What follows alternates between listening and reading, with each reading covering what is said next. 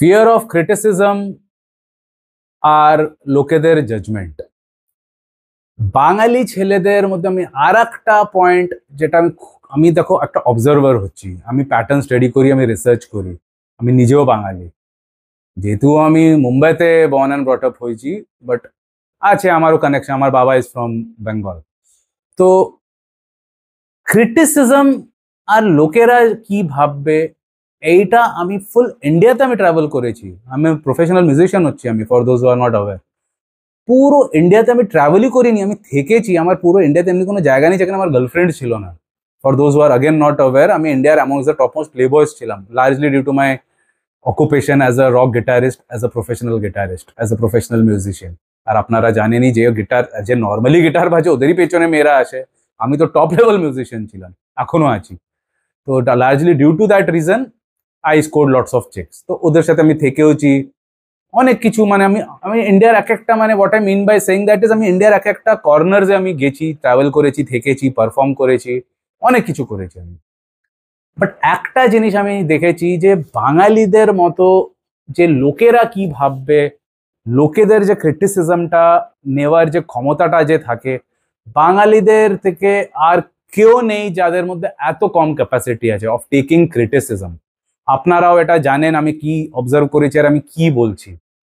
বাঙালিরা ক্রিটিসিজম নিতেই পারে না, and they are actually having a fear of taking criticism.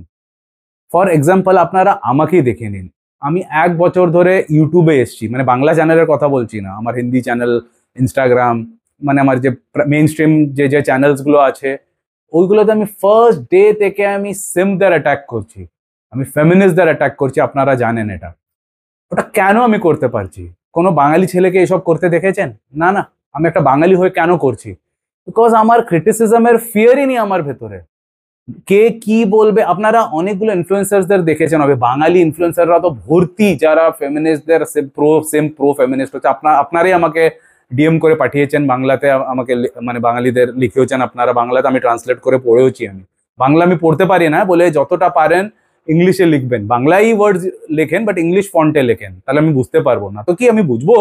Translate করতে হবে আমাকে, ব্যাপারটা বুঝছো না? তো বলে আই উড প্রেফার যে আপনারা, মানে অনেকবার কি হয়, ওতে ফ্যাসিলিটিটা থাকে না, আমাকে ওটা কপি পেস্ট করে আবার ট্রান্সলেট করতে হয় আমাকে সেপারেটলি, তোতে কাজটা বেড়ে যায়।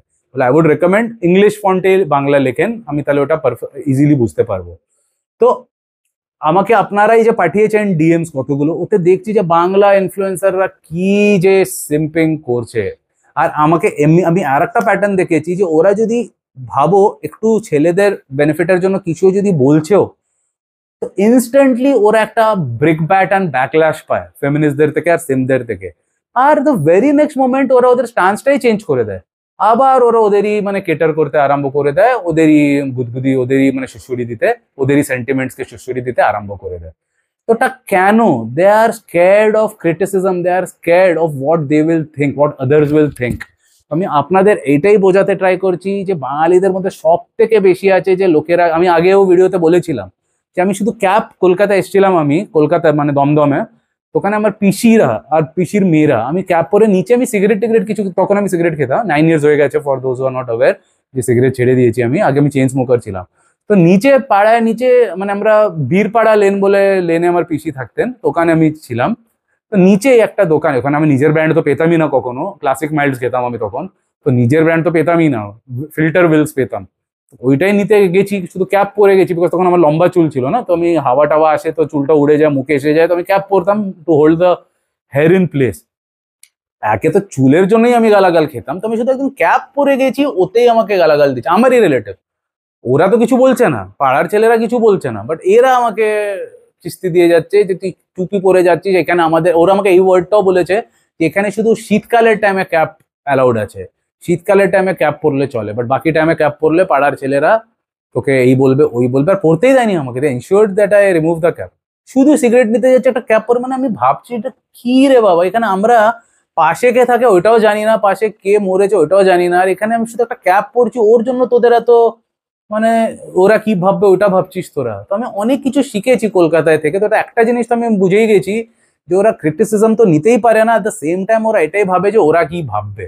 তো এটা খুব বেশি ফিগার আউট করে। আমি ওর উপায় দিচ্ছি, সব দিচ্ছি, বাট আগে আমি পিন পয়েন্ট করে যে রিয়ালিটিটা যেটা আমি অবজার্ভ করে পেয়েছি প্যাটার্ন গুলো, ওইগুলো আমি আপনাদের সামনে আনছি আগে।